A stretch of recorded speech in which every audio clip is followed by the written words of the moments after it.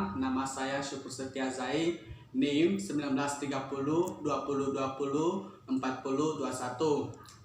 Saya merupakan salah satu mahasiswa Universitas Palangkaraya, Fakultas Keguruan dan Ilmu Pendidikan, Program Studi PPKN. Nah, pada kesempatan kali ini saya akan menjelaskan mengenai pemakaian tanda baca. Mungkin banyak di antara kita yang sudah mendengar, bahkan tidak asing lagi didengar mengenai pemakaian tanda baca. Tetapi perlu kita ketahui bersama mengenai tanda baca sebenarnya mempunyai aturan-aturan tertentu.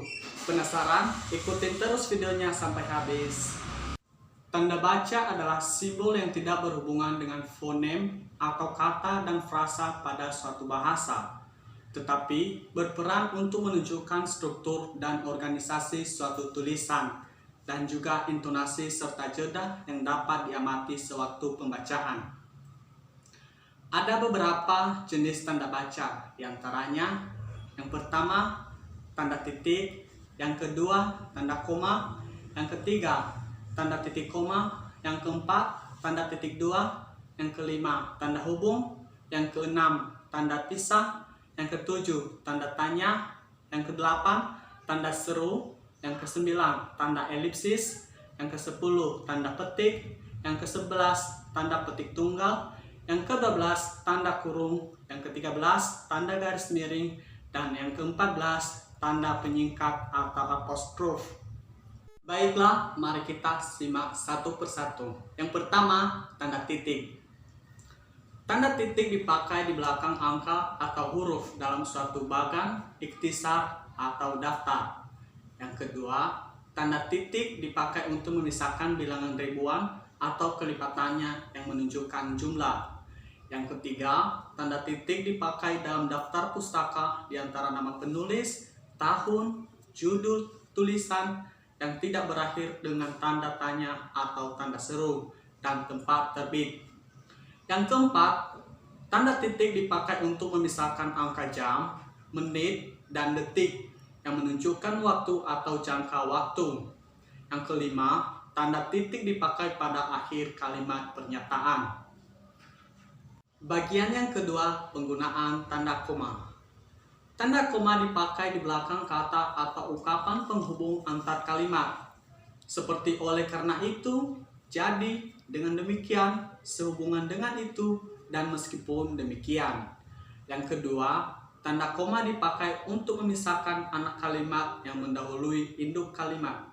Yang ketiga, tanda koma dipakai sebelum dan atau sesudah kata seru, seperti oh, ya, wah, aduh, atau hai. Dan kata yang dipakai sebagai sapaan seperti bu, dik, atau nak. Nah, yang keempat, tanda koma dipakai sebelum kata penghubung seperti tetapi, melainkan, dan sedangkan dalam kalimat majemuk. Yang kelima, tanda koma dipakai untuk memisahkan petikan langsung dari bagian lain dalam kalimat. Selanjutnya, yang keenam, tanda koma dipakai di antara nama dan alamat, bagian-bagian alamat, tempat dan tanggal, serta nama tempat dan wilayah atau negara yang berurutan. Yang ketujuh, tanda koma dipakai sebelum angka desimal atau di antara rupiah dan sen yang dinyatakan dengan angka. Yang kedelapan, tanda koma dipakai di antara nama orang dan singkatan, gelar akademis yang mengikutinya untuk membedakannya dari singkatan nama diri, keluarga, atau marga. Yang kesembilan, tanda koma dipakai untuk memisahkan bagian nama yang dibalik susunannya dalam daftar pustaka. Yang ke-10, tanda koma dipakai untuk mengapit keterangan tambahan atau keterangan aposisi. Yang ke-11, tanda koma dipakai di antara bagian-bagian dalam catatan kaki atau catatan akhir.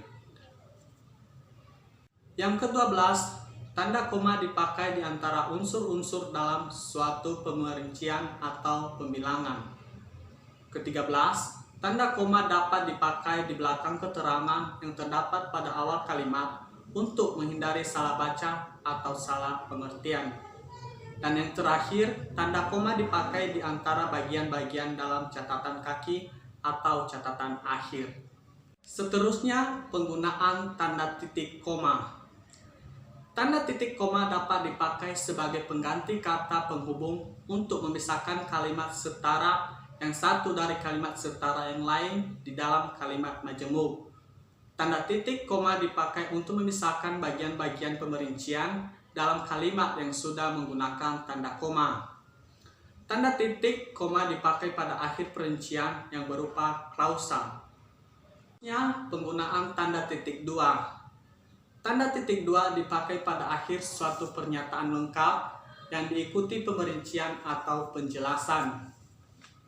Tanda titik dua dipakai di antara jilid atau nomor dan halaman, surah dan ayat dalam kitab suci, judul dan anak judul suatu karangan, serta nama kota dan penerbit dalam daftar pustaka. Tanda titik dua dipakai dalam naskah drama sesudah kata yang menunjukkan pelaku dalam percakapan. Tanda titik dua tidak dipakai jika perincian atau penjelasan itu merupakan pelengkap yang mengakhiri pernyataan. Tanda titik dua dipakai sesudah kata atau ungkapan yang memerlukan pemberian. Seterusnya, penggunaan tanda hubung. Tanda hubung dipakai untuk menandai bagian kata yang terpenggal oleh pergantian baris. Tanda hubung digunakan untuk menandai bentuk terikat yang menjadi objek bahasan. Tanda hubung dapat dipakai untuk memperjelas hubungan bagian kata atau ungkapan. Tanda hubung dipakai untuk menyambung tanggal, bulan, dan tahun yang dinyatakan dengan angka atau menyambung huruf dalam kata yang dieja satu-satu. Seterusnya, tanda hubung dipakai untuk merangkai unsur bahasa Indonesia dengan unsur bahasa daerah atau bahasa asing. Tanda hubung dipakai untuk menyambung unsur kata ulang. Seterusnya, penggunaan tanda pisah. Tanda pisah dapat dipakai untuk membatasi penyisipan kata atau kalimat yang memberi penjelasan di luar bangun kalimat. Tanda pisah dapat dipakai juga untuk menegaskan adanya keterangan aposisi atau keterangan yang lain. Seterusnya, tanda pisah dipakai di antara dua bilangan, tanggal, atau tempat yang berarti sampai dengan atau sampai ke. Seterusnya, penggunaan tanda tanya.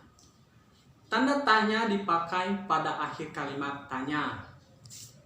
Tanda tanya dipakai di dalam tanda kurung untuk menyatakan bagian kalimat yang disangsingkan atau yang kurang dapat dibuktikan kebenarannya.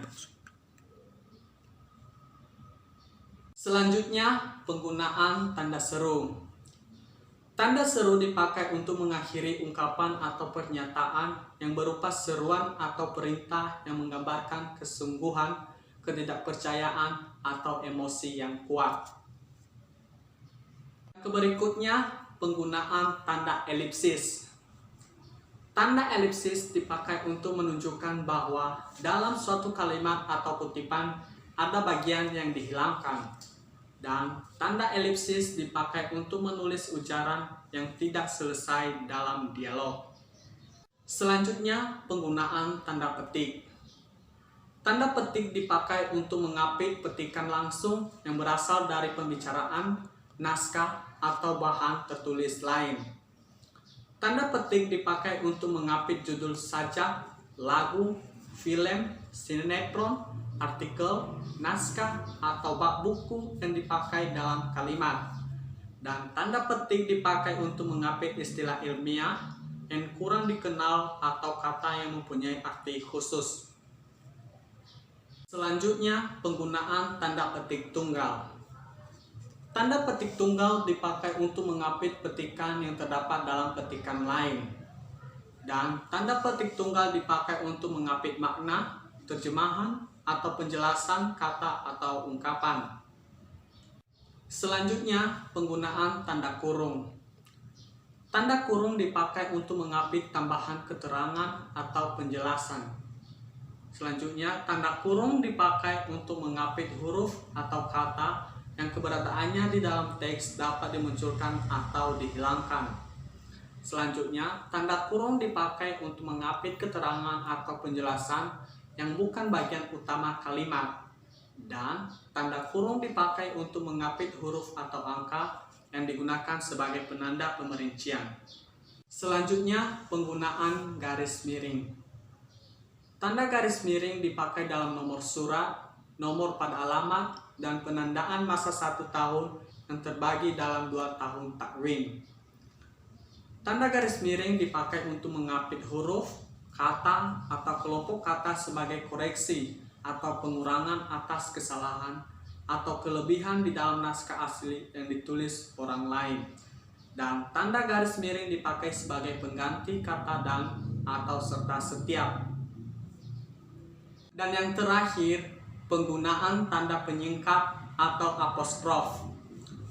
Tanda penyingkat dipakai untuk menunjukkan penghilangan bagian kata atau bagian angka tahun dalam konteks tertentu.